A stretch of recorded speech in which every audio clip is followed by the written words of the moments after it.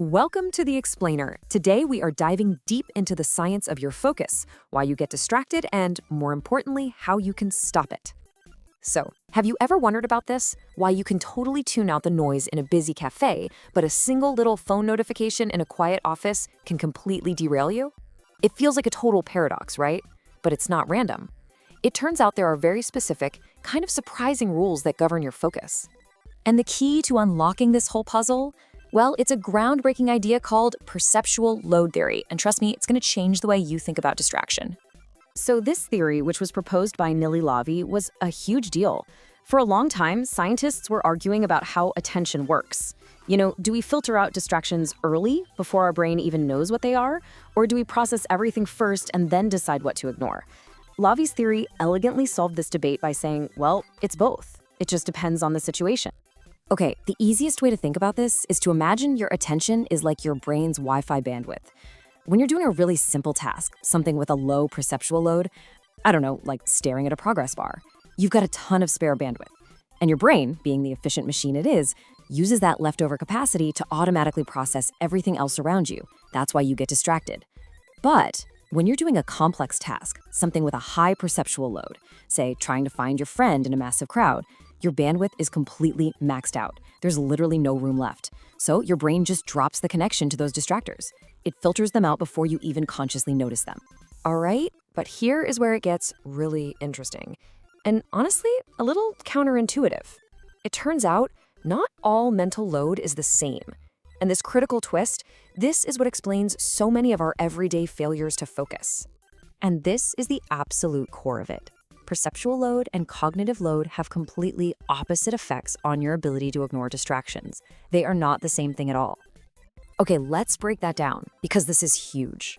High perceptual load, that's the amount of sensory stuff you have to process, like a visually complex task, that actually helps you focus. It reduces distraction by using up all that attention bandwidth we talked about. But high cognitive load, that's the amount of stuff you're trying to hold in your working memory, juggling thoughts, that increases distraction.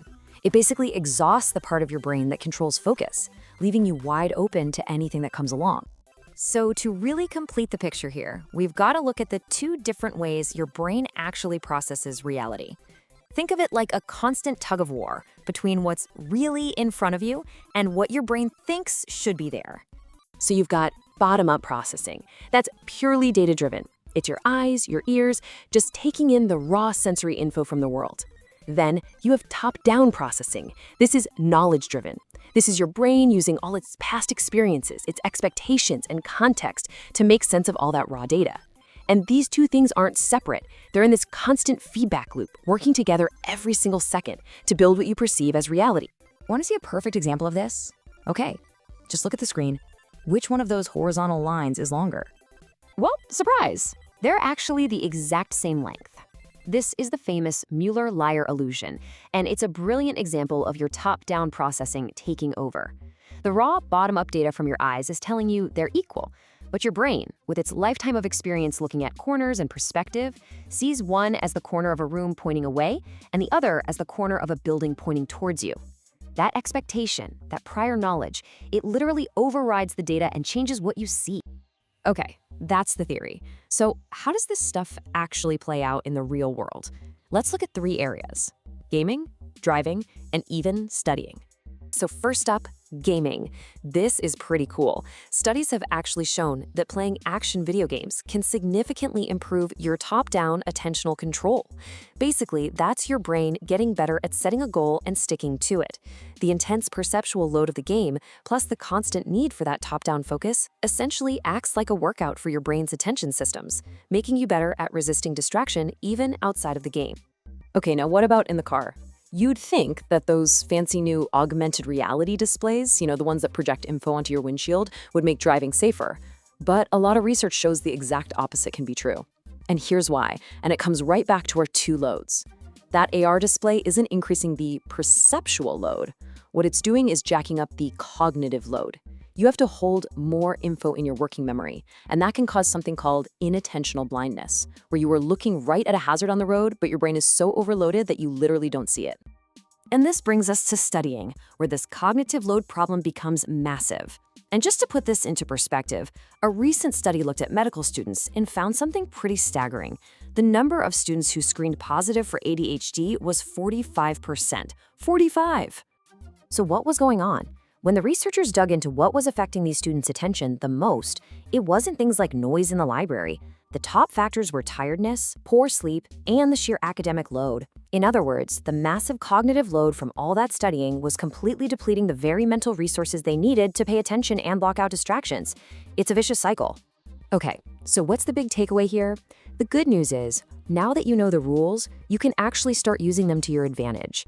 You can actively manage your own attention by intentionally playing with these different kinds of load. So, here's your playbook for hacking your own focus. Number 1, to block out sensory distractions around you, you actually want to increase your perceptual load. Make your main task more engaging. This is why some people can focus better in a busy cafe. The background noise maxes out their perceptual bandwidth. Number 2, to fight off those internal mental distractions, you need to decrease your cognitive load. This is huge. Stop trying to multitask. Focus on one thing. Write stuff down to get it out of your working memory. And number 3, leverage your top-down control.